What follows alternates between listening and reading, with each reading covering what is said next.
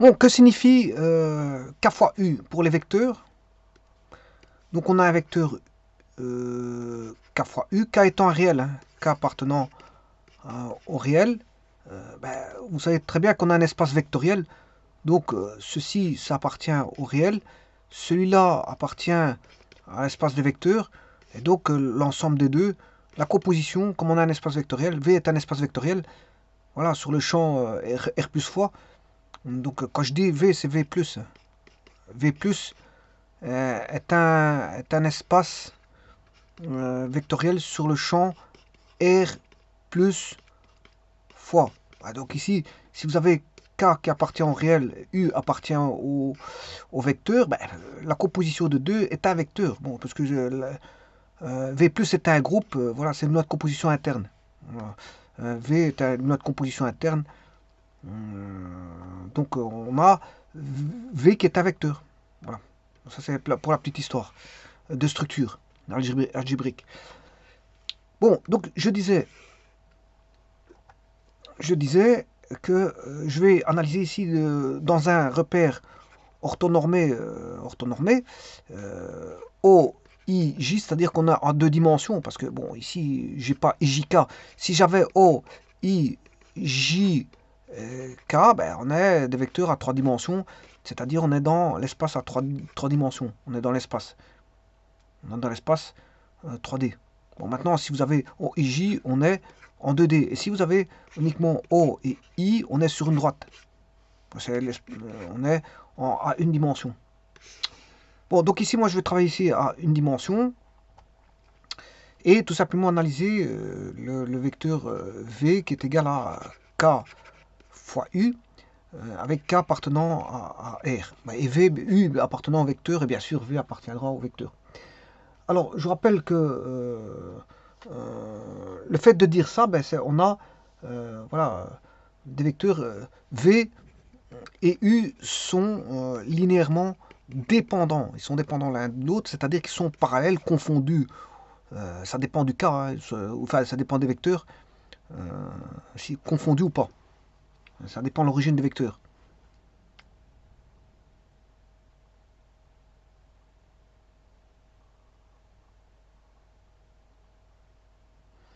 Alors je dirais même plus, hein, si vous avez par exemple AC est égal à K fois AC, AB égale K fois AC, ben, on va dire que ABC sont alignés. Ben là, bon, les deux vecteurs sont parallèles confondus, puisqu'on a un point commun ici qui est A.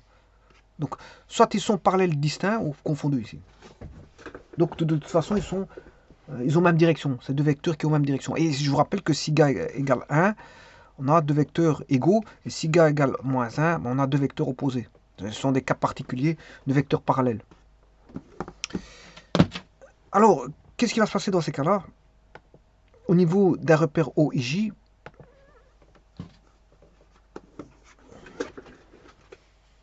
supposons qu'on va dire qu'on a AB. Alpha AB. Alpha appartenant à R. AB, je vous rappelle que c'est X, B moins XA, ce sont les composantes du vecteur AB. YB moins YK. Voilà. Mais si vous faites K fois AB, alors je rappelle que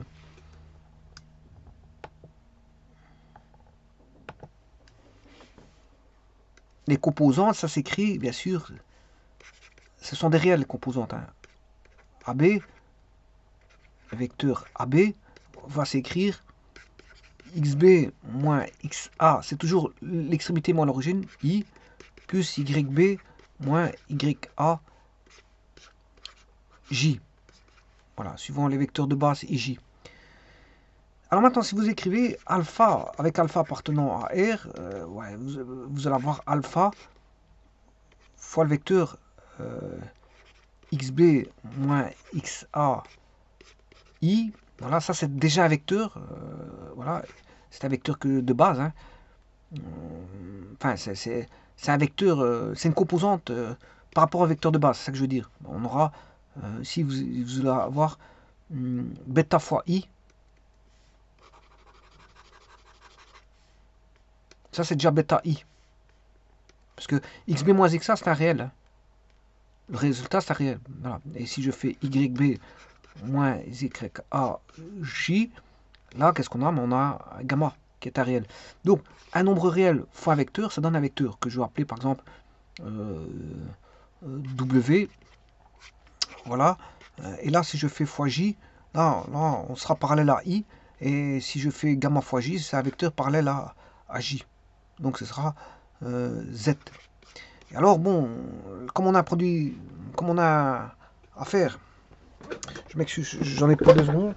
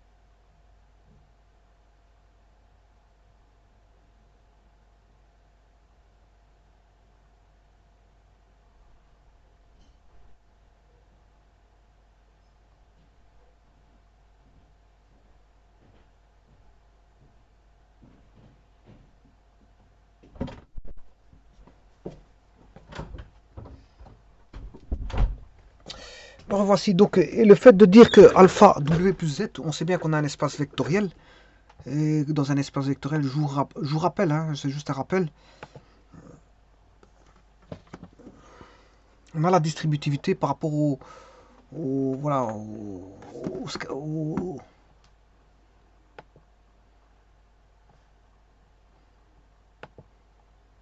voilà. Alors, ce que je disais, donc on a un ensemble V, vous aurez compris que c'est l'espace vectoriel V, et bien sûr un champ qui est R plus fois. Voilà, alors là, pour V, on a une loi de composition interne, c'est un groupe commutatif, hein, donc on a une loi de composition interne qui structure donc V en un groupe commutatif avec sa loi plus, et bien sûr il possède son neutre que je vais appeler 0V. 0V. Alors pas confondre le neutre ici, c'est 0. Hein. Voilà, c'est le 0 de R, voilà, que j'appellerai 0 tout court. Ils ont pas, c'est pas les mêmes 0. Voilà. C'est pas les mêmes éléments c'est 2 ensembles différents. Vous avez un ensemble V et un ensemble R. Et alors, donc c'est-à-dire qu'on a une loi dans laquelle on a R, on va prendre un élément de R, un élément de V, et on va en faire un élément de V. Voilà. Donc c'est-à-dire que je prends un nombre alpha, un vecteur que je vais appeler X, voilà, et j'aurai alpha X. Voilà, je vais associer donc la multiplication entre 2 éléments. Enfin ici je prends 2 éléments. Ici je vais les prendre, c'est un couple. Je prends le couple alpha x bar, et bon, j'en crée la multiplication alpha x bar. Et donc là vous savez très bien qu'on a la distributivité. Si je prends un élément lambda, si je fais x plus y, ben, on a la distributivité qui est lambda x plus lambda y, c'est la même chose. On a bien l'égalité, c'est-à-dire que quel que soit l'opérateur lambda de R plus fois, et quel que soit donc l'élément vectoriel x bar et y bar, ou x vecteur et y vecteur de l'espace vectoriel V, ben, les deux techniques de composition construisent le même élément de V. On additionne donc les 2 éléments de V, c'est-à-dire x bar plus y bar. Ensuite, on fait alors agir l'opérateur lambda sur cet élément de R au travers de la multiplication. Bon, et ça c'est pour l'élément de gauche. Et alors on se rend compte que si je fais la technique de droite, c'est-à-dire je fais agir l'opérateur lambda sur chacun des éléments de V, c'est-à-dire lambda x, et puis lambda y, et puis que je fais l'addition des deux éléments obtenus de V, parce que lambda x est de V, plus lambda y est de V, ben, je vais obtenir un élément de V. Donc, et ça, c'est une des quatre propriétés de, voilà, bon, il faut d'abord que V plus soit un groupe et qu'on ait un champ R plus fois, et qu'on, bien sûr, on prend un élément de V, un élément de R pour en faire une multiplication. Bon, mais ça, c'est un des éléments des propriétés, parce qu'il y en a encore quatre autres. Alors, je peux les rappeler. Hein. La deuxième, c'est donc, quel que soit l'opérateur lambda, est mu, bien sûr, appartenant à R et un vecteur que je vais appeler X, appartenant à V. Ben, si je fais lambda plus mu fois X, c'est la même chose que de faire lambda X plus mu X. Bon, ça c'est la deuxième propriété.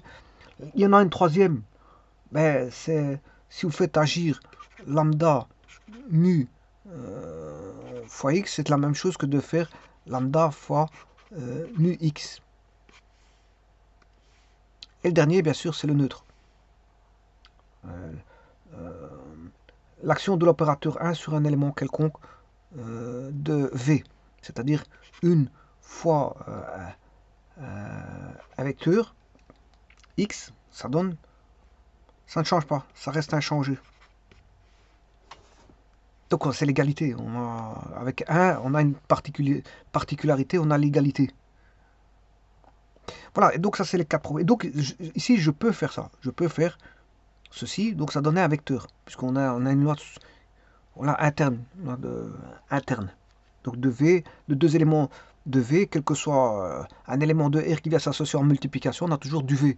Un élément de V, toujours. Bon, ceci étant dit,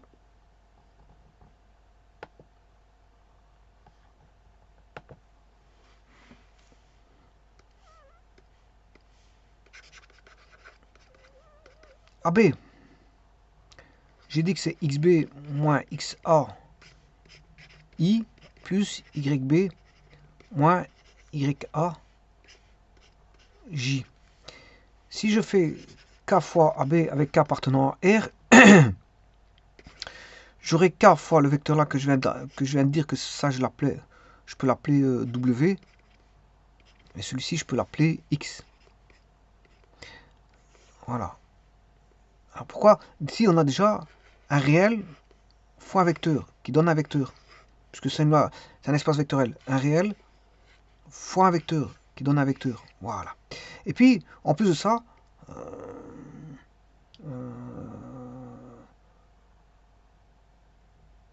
alors ça c'est le propre de l'espace vectoriel. Hein. Je l'ai dit tout à l'heure. Je prends un élément de R, je prends un élément de V et j'en fais le produit. Et j'obtiens un élément de V. C'est-à-dire que je prends un nombre que je vais appeler bêta, je multiplie par un vecteur X et j'obtiens, enfin, je prends un élément bêta de R, un élément de X de V, et je les associe en faisant voilà, la multiplication. Je les associe en faisant la multiplication. Et donc ça donne un vecteur. Et donc ici, si je fais un nombre xb moins xa, xb est un nombre, xa est un nombre, on sait bien que dans les nombres, si vous faites la soustraction de deux nombres, on obtient un nombre. Un nombre fois un vecteur, ça fait un vecteur. Là, je l'ai mis là. Là, on a la soustraction de deux nombres, ça fait un nombre. Fois un vecteur, ça fait un vecteur. L'addition de deux vecteurs fait encore un vecteur, fois un nombre réel, ça fait toujours un vecteur. En d'autres termes, on aura la distributivité qui est la propriété numéro 1 que j'ai montré tout à l'heure, au travers la propriété distributivité par rapport à K. C'est-à-dire que j'aurai KW plus KX. En d'autres termes, on aura K fois XB moins XA I plus K fois YB moins YA J. Voilà, et ça c'est K fois AB. Alors, qu'est-ce que ça veut dire? Je vous ai dit,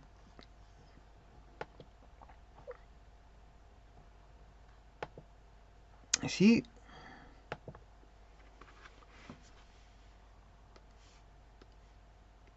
K fois AB, par rapport à AB, ben, on a un vecteur linéairement indépendant. U et AB sont linéairement dépendants. Ils sont linéairement dépendants. D, linéairement dépendants. Et ils seront parallèles. K fois AB parallèle, U sera parallèle à AB. Mais le problème c'est que U sera voudra K fois AB. C'est-à-dire que les composantes, connaissant les composantes de l'un, supposons qu'on connaisse les composants de AB, x, y. Alors, AB, ses composantes, c'est, vous aurez compris que c'est xb moins xa, yb moins yk. Ce sont les réels, c'est juste les réels. Donc, que je peux indiquer tout simplement x et y. Hein. Ouais, alors, qu'est-ce que vaut x? Ben, x, c'est xb moins xa. Que vaut y? Yb moins yk, tout simplement. Mais que vaudra k fois AB? K fois AB, c'est k fois xb moins xa, yb moins yk, c'est-à-dire ce sera k fois xb moins xa, k fois yb moins yk. En d'autres termes, c'est aussi k fois x et k fois y. Donc, c'est comme si on avait multiplié, si je multiplie par k ici, je multiplie par k ici, c'est comme si on multipliait par k ici. Et donc, si je multiplie par k, ça fait kx et ky ici. Voyons voir ça sur GeoGebra. Je prends un point quelconque. Bah, ici, je vais mettre par des curseurs. Je vais mettre un curseur. Ok. 1, 2, 3, 4.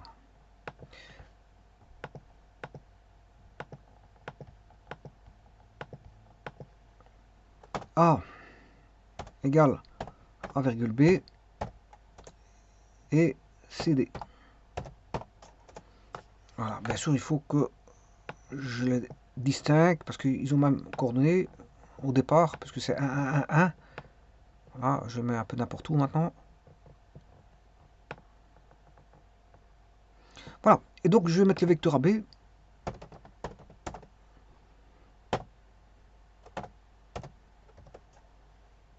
Voilà, et je vais mettre un curseur qui va indiquer la proportionnalité qui va aller de moins 5 à 5 par incrément de 0,25. Voilà, et ça c'est le coefficient de proportionnalité du vecteur, donc je vais faire E fois U. Alors E est un réel, E fois U. Voilà, la proportionnalité elle vaut 1. Et si je change la proportion, là, ça devient négatif, donc on va l'opposer. Donc là il est autant de fois le premier vecteur, donc en d'autres termes, que vaut ceci? Bien sûr vous aurez compris que c'est xb. XB, c'est A, B, C, D, C, D. Ouais, d'abord, je vais faire en X, hein, XB. Bon, je notais, parce que c'est vrai que si je commence à le dire. Moi, qu'est-ce que j'ai noté ici? J'ai pris 2 points. A, XA, YA, B, XB, YB. Donc, là, j'ai pris A, B, C, D. Donc, si je fais XB moins XA, YB moins YA, ça c'est XB c'est C, XA c'est A, C moins A et D moins B. CADB.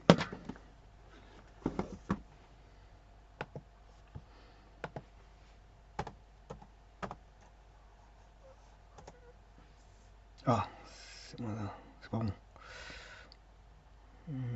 Ah oui, fois K, fois E. J'ai oublié de faire fois E. Donc c'est E fois ça. Voilà, 7, 8, ça c'est bon. De nouveau, c'est E fois CA dB. Voilà, moins 1,35. Et maintenant, ben, je peux manipuler les différents curseurs à ma guise. Et vous voyez qu'ils sont linéairement indépendants, ils sont toujours parallèles. Hein. Alors je peux même modifier le vecteur.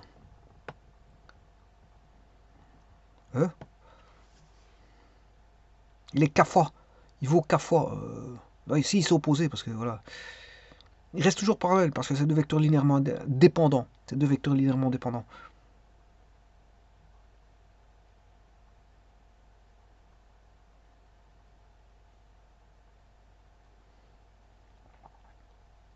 Alors l'autre, il est lié toujours à l'origine. Je rappelle qu'il y a aussi les vecteurs de base.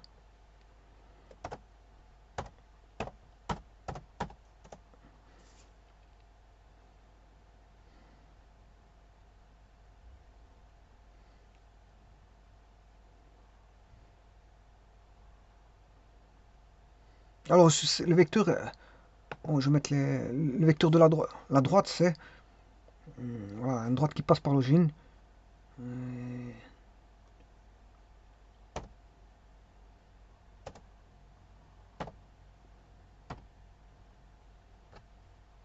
Non, c'est pas ça. Parce que le effacé, j'ai rien dit. Donc, l'ordonnal, la droite, il me faut le coefficient angulaire. Donc, c'est xb moins xa, yb moins yk sur xb moins xa. C'est-à-dire, c'est g sur h. Alors, ils ont même coefficient angulaire, hein, les deux. Voilà, bon, je peux mettre c moins a. Voilà. Donc, c'est delta y sur delta x. Et delta y, c'est le h. Donc, si vous voulez, c'est y est égal à h sur e fois x. Ah,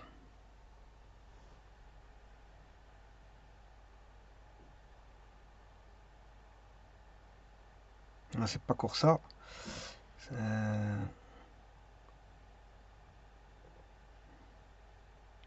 C'est pas ça, c'est pas ça. Le coefficient angulaire.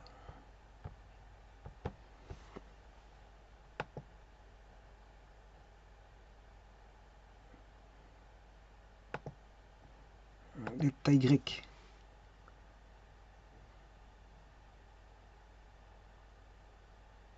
Oui.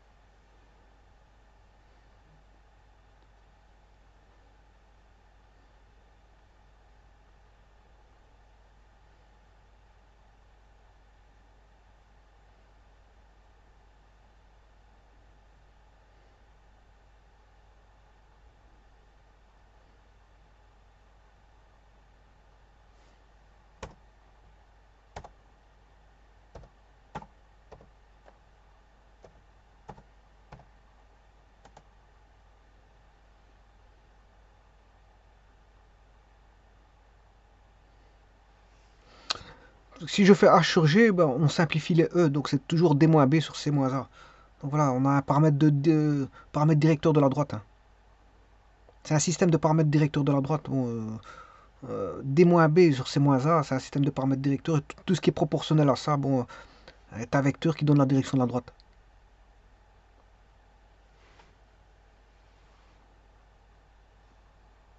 Donc là, le vecteur est sur son support. Alors maintenant, ce que je peux faire varier, c'est le E. Ah.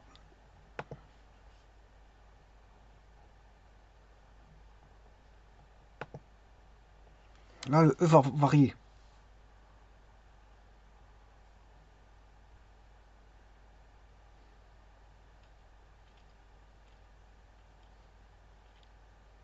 C'est le coefficient K. De toute façon, ça reste toujours parallèle.